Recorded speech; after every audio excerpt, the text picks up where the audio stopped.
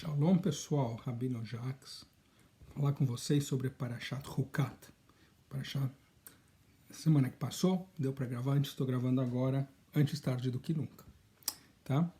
Então, uma Parashat muito interessante, porque muita coisa curiosa acontece nela. Né?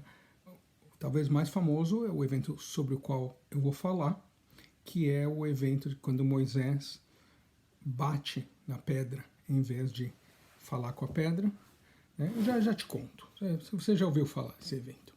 Então o que acontece é o seguinte, nessa Parashá, o povo está reclamando. Por quê? Porque Miriam morreu, e quando a Miriam morreu, não tem água. Isso aqui já tem uma história muito interessante.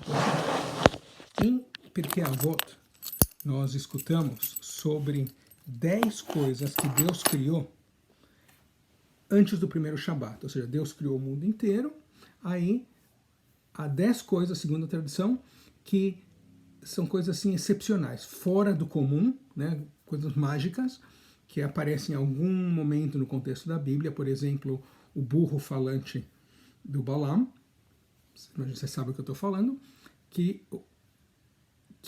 ou seja, é um só, né, tipo um milagre, vai ser uma vez só, né, porque tem burros, mas burros não falam, obviamente, a não ser que eles estejam no Congresso. Então, uma das coisas que Deus criou, Ben Hashmashot, né, exatamente antes do primeiro Shabat, foi o poço de Miriam. E o que era o poço de Miriam? O poço de Miriam era que nem um cachorrinho. Sabe que você está andando na rua e tem um cachorrinho que fica indo atrás de você? No caso da Miriam, era um poço de água. Então, quando os israelitas caminhavam pelo deserto, a Miriam caminhava, o poço ia atrás dela. Aí sempre o povo tinha água. Aí quando ela morreu, o poço desapareceu. Então o povo estava bravo, né, reclamando, você nos trouxe aqui para morrer de sede nesse deserto, antes a gente tivesse ficado no Egito, histórias de sempre, né? Aí, o que acontece? Tanto Moisés como Arão reúnem o pessoal diante da pedra, né, e aí ele começa a castigá-lo, né, escrachar com ele, vocês são rebeldes, vocês não valem nada, né? Enfim, você quer que eu tire água dessa pedra, né? Ele está em Números 20:10. Aí, então Moisés, vocês querem que eu tire a água dessa pedra? Então pera que eu vou tirar. Aí, em vez de falar com a pedra, como Deus tinha mandado para ele, ele falou, por favor, dá aguinha para nós. Ele pegou o cajado e pá, deu umas porradas na pedra, a água saiu. Porém, tanto Moisés como Arão vão ser punidos por Deus. E o castigo deles vai ser que eles não vão poder entrar na Terra Prometida. Se você olhar essa questão de uma maneira assim, básica, é injusto, né? Por que um castigo tão forte para um crime tão pequeno? Né? Sobretudo um sujeito como Moisés, que tinha feito tanta coisa boa, né? Então, no final, quer dizer, o Moisés vai ter que abandonar o sonho da vida dele toda a essência da vida dele foi livrar o povo, tirá-lo da terra prometida para levá-lo para Israel, e agora não vai poder fazer mais? Bom, tem várias explicações. A primeira que eu vou te dar, que é a que eu gosto, vocês vão ficar bravos. Se você ficar bravo, me avisa, eu devolvo o dinheiro que você pagou até agora para assistir esse vídeo, tá? Senão, não é só minha opinião, pensada crítica, né? Que é o seguinte, Moisés, por um lado, ele é essencial para o judaísmo. Por outro lado, ele tem que desaparecer. É essencial para o judaísmo, ser judaísmo, que o Moisés exista e desapareça. Ou seja, não pode haver um túmulo de Moisés.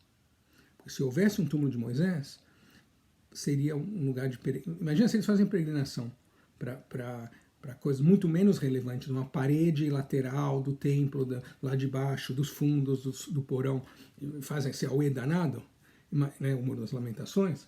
Imagina o auê que fariam se tivesse o túmulo de Moisés.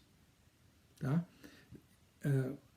A mesma coisa fazem um auê danado no túmulo do Lubavitcher Rebbe, né? Ou seja, que apesar de ser eu acredito que era um sujeito ótimo, né?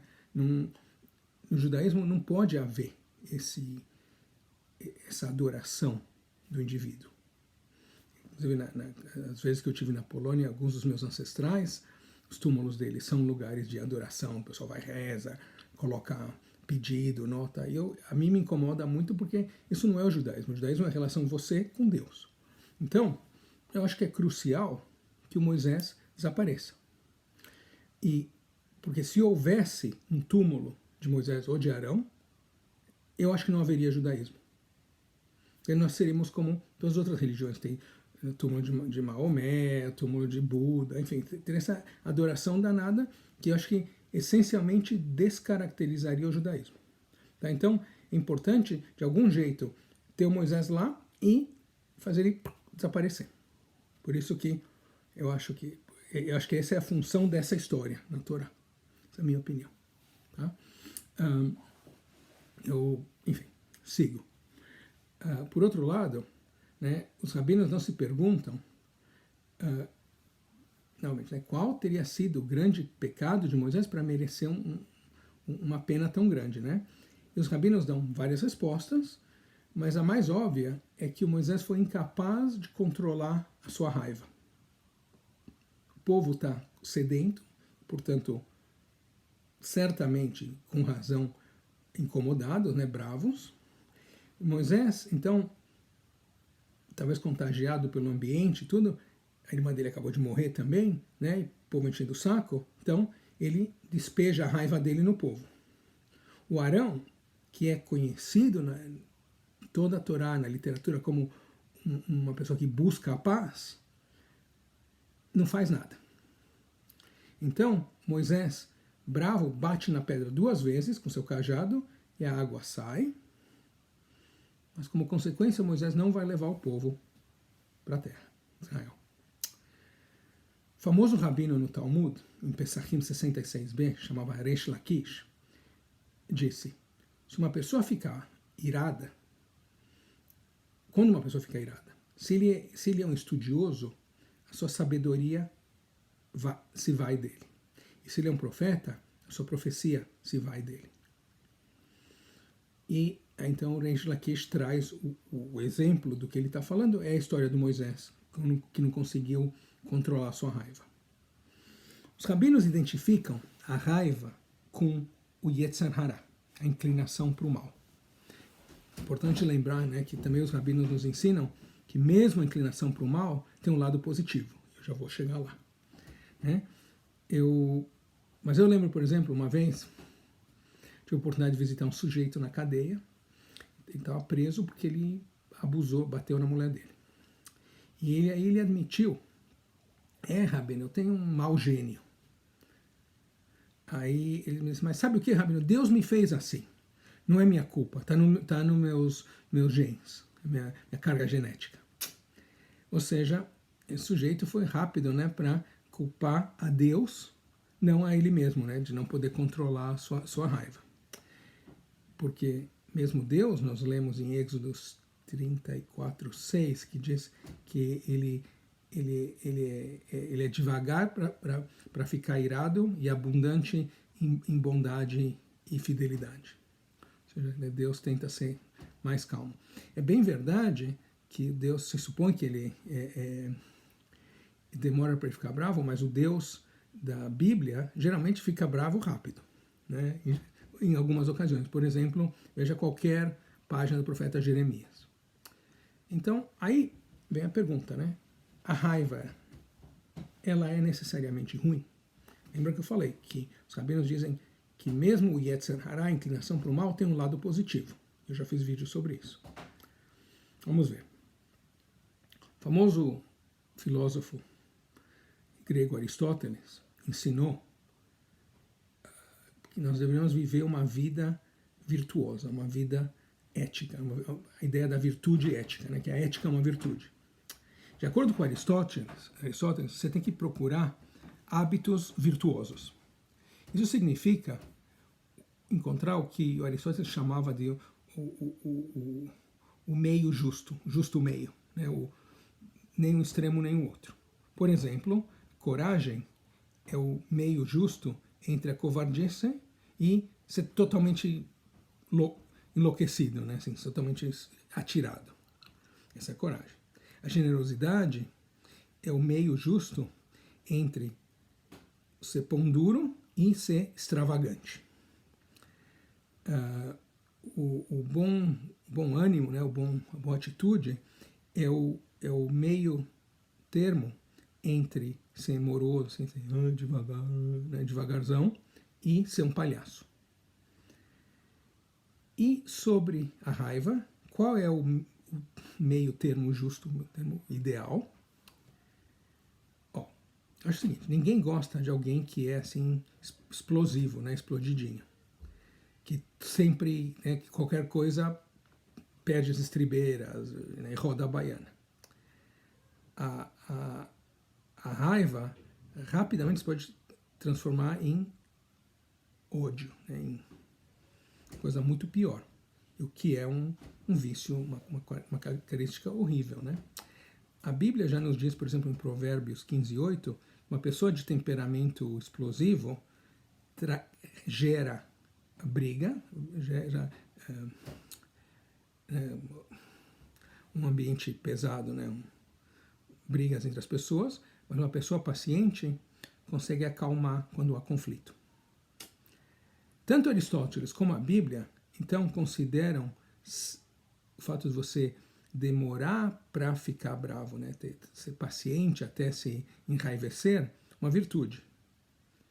Mas o que acontece? O que aconteceria com alguém que, por exemplo, nunca fica bravo, nunca tem raiva? Alguém que vive uma vida totalmente passiva. Na Bíblia, nós temos um dos primeiros eventos em relação a Moisés, quando ele vê um egípcio batendo num escravo israelita. O que ele faz? Ele olha para um lado e para o outro, vê se não tem ninguém, e obviamente a raiva dentro dele, né? E vê que ninguém tá, não tem ninguém capaz de fazer algo para defender esse escravo também não. Então ele mata o egípcio e salva o escravo. Talvez Deus escolheu Moisés para ser o líder dos israelitas exatamente por causa da sua habilidade, desejo, iniciativa de tomar ação quando ele viu que havia uma crueldade e injustiça acontecendo. Quando ele ficou tão irado, né, de ver isso, que ele não pôde se conter. Portanto, a raiva tem um lugar no mundo, nos motiva a confrontar o mal e a injustiça. Ou seja, eu acho que muitas vezes a gente acaba perdendo tempo, gastando energia, ficando enraivecido com coisas que não ameritam. Né? O que amerita você ficar enraivecido é contra a injustiça, contra o mal, se é uma coisa errada realmente acontecendo. Ou seja, no judaísmo, a essência do judaísmo é confrontar o que está de errado no mundo e tentar transformá-lo. Eu já disse 1000 vezes, algo que meu rabino Henri Sobel dizia, que a função do judeu no mundo não é fazer o mundo mais judaico, é fazer o mundo mais humano.